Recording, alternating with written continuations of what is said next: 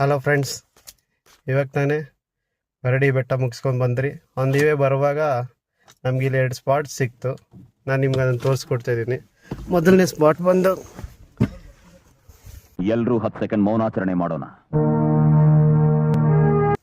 ಕೆರೆ ನೀವು ನೋಡ್ಬೋದು, ವ್ಯೂ ಪಾಯಿಂಟು. ಸೊ ನಿಮ್ಗೆ ಇಲ್ಲಿ ಜಾಗ ಕೂಡ ಇದೆ. ದಯವಿಟ್ಟು ಇಲ್ಲಿ ಯಾರು ಡ್ರಿಂಕ್ಸ್ ಆ್ಯಂಡ್ ಸಿಗರೆಟ್ ಸೇದು ಬಿಟ್ಟು ಪ್ರಕೃತಿನ ಹಾಳು ಮಾಡಬೇಡಿ. ರೈಟ್ ಹೋದರೆ ನಿಮಗೆ ಬೆಟ್ಟ ಸಿಗುತ್ತೆ. ನನ್ನ ಕಡೆಯಿಂದ ಲೆಫ್ಟ್ ಸೈಡ್ ಹೋದರೆ ನಿಮಗೆ ಆಂಜನೇಯ ಟೆಂಪಲ್ ಸಿಗುತ್ತೆ. ಇದೊಂದು ಹಳೆ ದೇವಸ್ಥಾನ. ನೋಡೋಕ್ಕೆ ಬೆಟ್ಟ ಎಲ್ಲ ಕಾಣಿಸುತ್ತೆ, ನೀವು ಸ್ಪಾಟ್ ಅನ್ಕೋಬೋದು, ಬಟ್ ದೇವಸ್ಥಾನ ಕಾಣೋದಿಲ್ಲ. You have to check.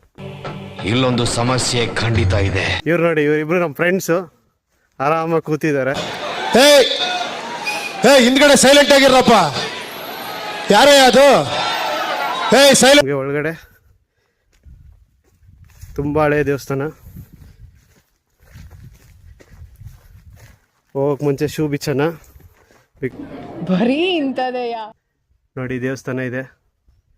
ಯಾರೋ ಇವಾಗ ತಾನೇ ಪೂಜೆ ಮಾಡೋಗಿದ್ದಾರೆ.